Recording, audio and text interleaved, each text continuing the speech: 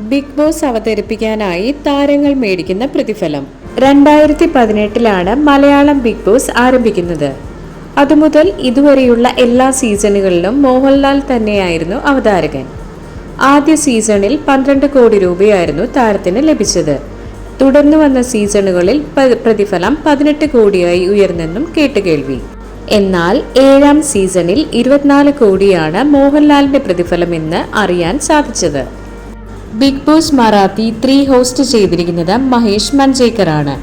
ഒരു എപ്പിസോഡിന് 25 ലക്ഷം രൂപ വാങ്ങിയതായാണ് report.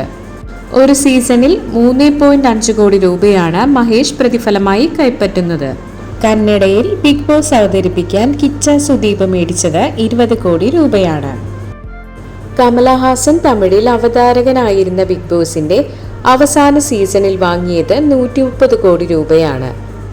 Big ബോസിന്റെ തമിഴിൽ അവസാന സീസൺ അവതരിപ്പിച്ചിരുന്നത് വിജയ് സേതുപതിയാണ്. പ്രതിഫലം വാങ്ങിയത് 60 കോടി രൂപയാണ്. തെലുങ്കിൽ ബിഗ് ബോസിന്റെ അവതാരകനായത് നാഗാർജുനയാണ്. പ്രതിഫലം വാങ്ങിയത് 30 കോടി രൂപ.